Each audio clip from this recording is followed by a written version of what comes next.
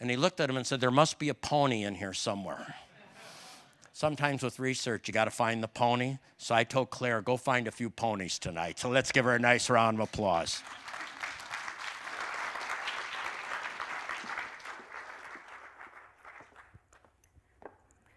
Hi, everyone. Thank you so much for being here with us tonight. So tonight we're here to talk about the 2022 Quality of Life Survey and what we found. So just a little background. So I am here on behalf of Pensacola Young Professionals. We are an organization focused on being a catalyst for positive change in our community and being able to provide opportunities for young people in our area to be able to get involved with the community, serve the community, and also create a culture of young people. So that's what our role is. And we have curated this data, as Quint said, for quite a while now, and I've been grateful to be in my third year of doing it. So what is the Quality of Life Survey? So the Quality of Life Survey looks to understand what is the community's perceptions of some key issues across the areas. So this includes the economy, this includes things like transportation, our beautification of our area, across the sectors. So what we want to do here with this data is be able to give people a very objective view of what does our community think about these key issues. And then the hope is that we can then take this data and lead it to change. We don't want you to just walk away from tonight saying, oh, this is what people say. Okay. We want you to be able to take that and then go back to your community organizations, go back to your places, and show them, so what do we do about it now? What do we do with the things that need improvement? So we always, as Quint said, get asked, well, what does this data mean? How valid is it? So this survey was done September 2022, so just very recently here.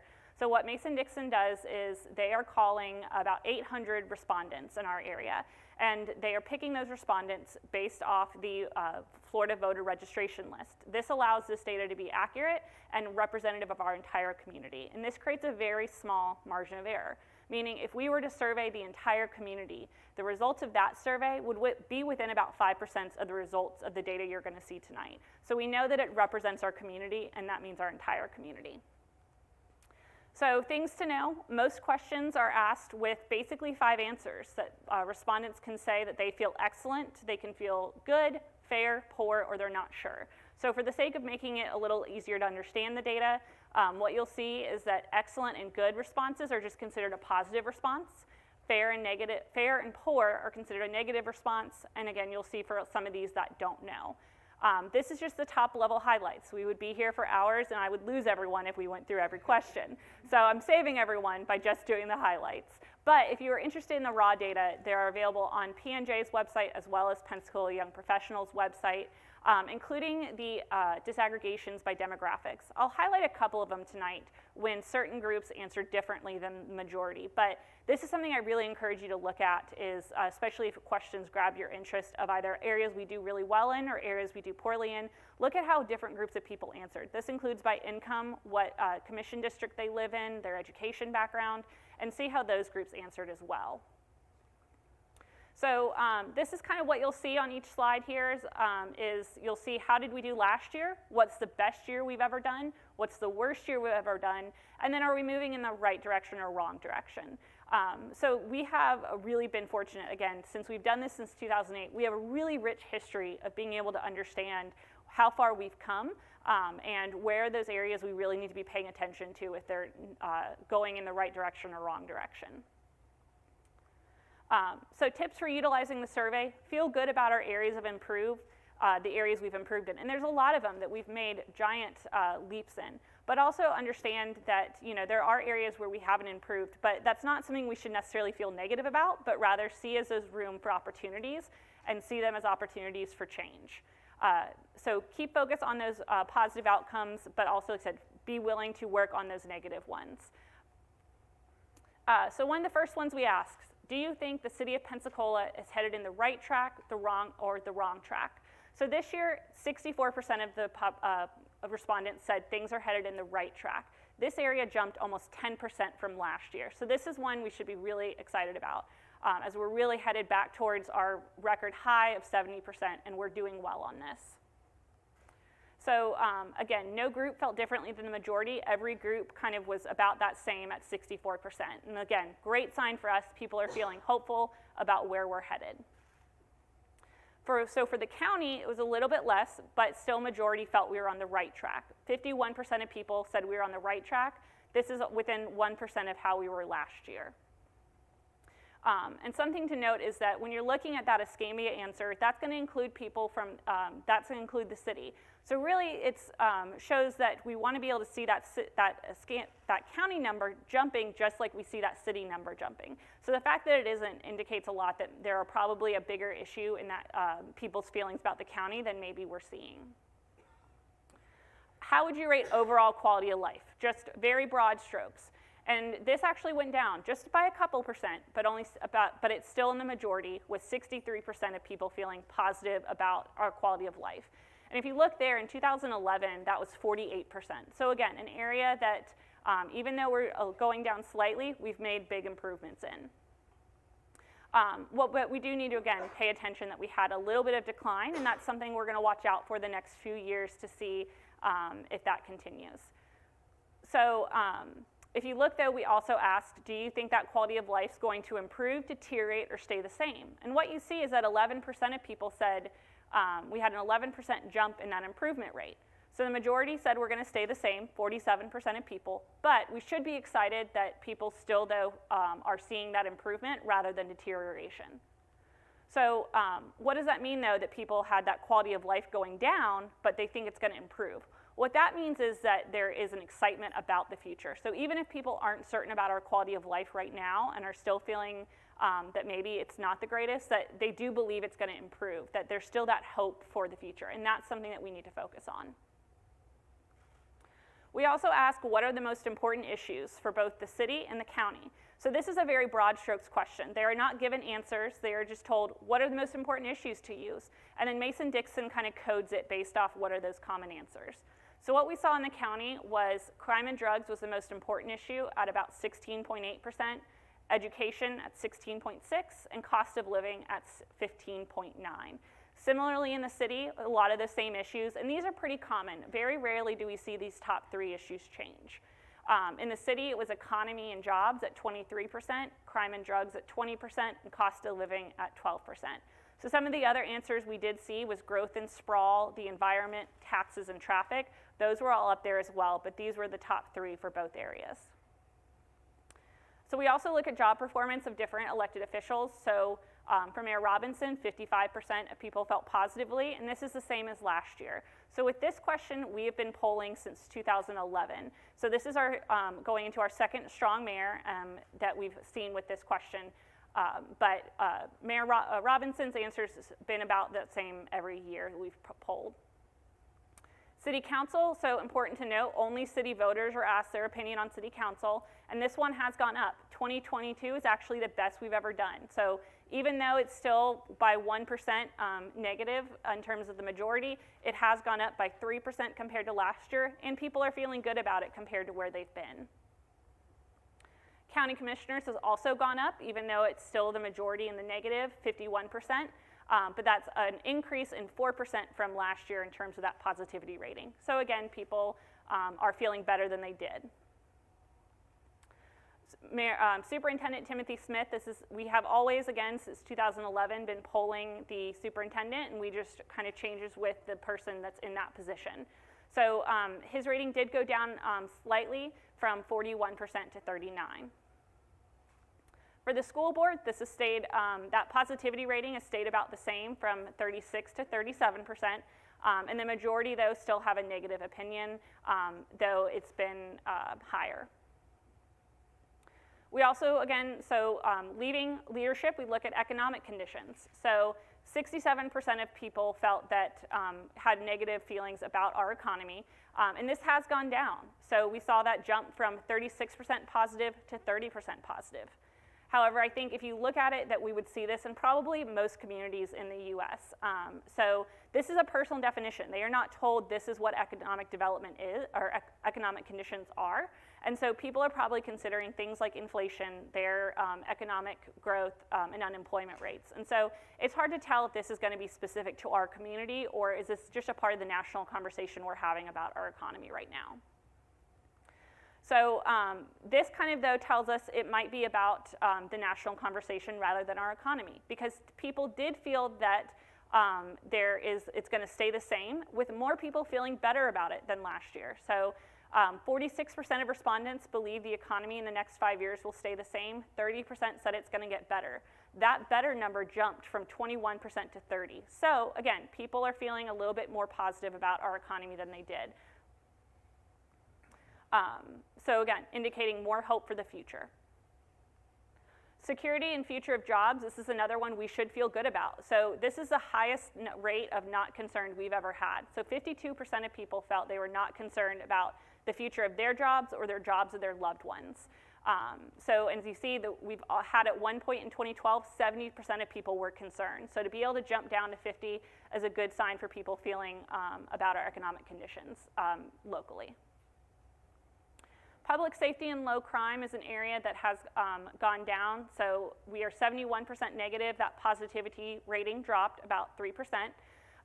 So this is another area where we've seen it a lot in the media. There's been a lot of conversations, and is an area for action. This shows that people are paying attention and want to see change. And a number we should be paying attention to that we're going down every year. So public transportation, this is an area that's still in the negative at 61%, but it has improved. So that positivity rating jumped from 19 to 26%.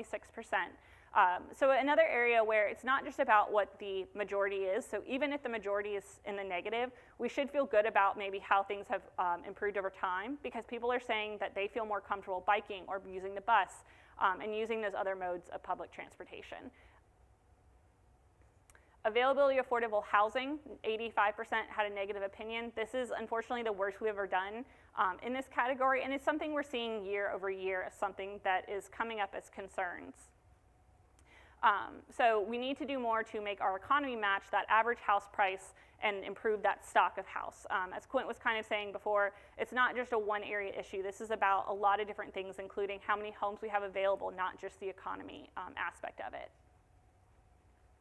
People living below the poverty line, 83% said that as a place to live, we don't serve people living below the poverty line well. So this, though, jumped from 13% positive to 11% positive, with those respondents, again, moving into that negative. So this is going to play into a lot of those other questions we see. So availability of affordable housing, the public transportation, crime, all of those are going to affect how people feel that we are as a community for these different groups. So if people don't have the resources in place, then our quality of life is going to be poor. And so we kind of see these questions about rating Pensacola or rating our community as a place to live very much playing into those different quality of life factors individually. And so it can be really interesting to look, again, if you're looking by those disaggregations, how people are answering and where they're agreeing on the same ones. Young single people, this is again one where we see that negative, but it is a good thing. So 55% of people had negative opinions about us as a place to live for young single people. But look at that jump. So in 2009, only 14% of people felt positively for and young single people. That's now gone up to 43%. So this is one we're just continuing to see improve every year, and we've actually never had a downtrend on. So we're keeping people here more than ever, and we really shouldn't look at this as a negative. So people like you, 53% of people felt positive of this area as a place to live for just people like them. But there were 5 groups that disagreed. So people in the city, Democrats, people making less than $40,000, Black respondents, and people in District 3. So these 5 groups all said had a higher negative response. It was still about 60-40, so not a huge change, but this question had the most amount of people that disagreed with the majority. And so when we're talking about, okay, so what do we do with this data? What are our next steps? We really need to think about, again, looking at how different people are answering and how do we actually make targeted approaches so that we're not just improving the quality of life for one group of people, but we're improving the quality of life for all. Out-migration, this is another one we should be happy about. So this one we've only started asking in the last couple years, so we don't have a lot of trend data on. But we ask, are you likely to move in the next 5 years? 66% of people said they were not likely. And that's up 7% from last year. So we're seeing people more willing to stay and feeling better about living here. We also asked them here, what's the primary reason you or a family member would leave? We commonly see job, economy, family reasons, cost of living, and these are pretty common. When you ask this question nationally in other communities, these are basically the top 3 answers you're going to get regardless. But one thing that's important to look at is, so then what are the reasons they wouldn't leave? And so we can look at that by the questions or the responses that were pretty low rated. And so what we saw was that lack of leadership, lack of entertainment, and education were all things that were a potential response for them that they didn't care about. So this means that these are areas we're actually doing well in. People feel good about our leadership, they feel good about entertainment opportunities, and they feel good about education. Those are the part of those drivers that are making them stay. So one of the things we've done the last couple years that PYP continues to focus on is race relations. So we added this question in 2020, and there's a series of them. Not all of them are presented here again tonight because there is about, I think, 8 of them. But we look at race relations specifically, and more specifically, we oversample. And that allows us to get, again, a much better response of understanding what are people of the Black community saying about race relations in Escambia County. So one of them is just plain, how would you rate race relations in Escambia County? So this is among white respondents. The next slide will show you Black respondents. And so what you see here is that white respondents still feel pretty divided. We've seen this year over year. But we lean slightly more negative, but by less than 1%. That positive negative is almost within 1% of each other. And you can see in 21 and 22, there was a much bigger gap. People felt much more strongly. This year, there's a little bit more divided response. Among Black respondents, however, there's a much bigger gap there towards the negative. So what we've seen is that last year, we had a little bit more higher of a negativity rating than we did this year. So this is, again, one we could consider moving in the right direction. That positivity rating went up amongst Black respondents. So people are feeling better than maybe they did last year and pretty on par with how we felt in 2020. We also asked, how would you rate relationship between the Black community and police in Escambia County? So amongst white respondents, pretty overall negative, but much more uncertainty. So in 2021, very few people said they were not sure. You had basically everyone took that positive or negative answer. However, in 22, while still the majority negative, about 20% of respondents said they weren't sure. So a lot more questions maybe this year than there were last year. Amongst Black respondents, a lot less uncertainty and a really good positive sign. So this is a great response that we're moving forward. That positivity rating moved actually 38%. So this shows that Black respondents were saying that, no, we do feel better than we did in the past. And we should be really excited to see this and also be wanting to dive deeper into the whys and better understand this. So what comes next? So we do have a 2022 Quality of Life report. You'll have seen it in the back of the room, a QR code form. That can take you to the Pensacola Young Professionals website where we've dove a little deeper into this data, even further to present you some of those bar graph explanations of some of this data. It also has the raw data, which is available on the P&J's website as well as Pensacola YP. Again, there you can look at those disaggregate data. You can also look at that trend report from 2008 to now. You can see how we average year over year and how we've made those changes. We also work with local communities to try to share this data and help others use it. So Pensacola Young Professionals is available throughout the year for us to come speak to Rotary clubs, your civic organizations, and we can present this data and get really deep into the details. If you're an economic organization, we can dive deeper into some of those economic questions. If you work in race relations, we can dive deeper into those and really tailor it to what your organization's interested in, and then work together to figure out then what do we do with it next? What's our next step? So if you're interested in having us come speak to us, there is my email, qualityoflife@pensacolaYP.com, but you can also just reach out to Pensacola Young Professionals on any of our social medias. So this is the CivicCon survey link we would love to hear your thoughts on tonight. So we'll give you a second to get that survey code. There are also paper forms in the back of the room if you would prefer. Hey Claire, can you have the PYP people that are here? Yes, we have many PYP people. If you will all stand up and recognize this organization.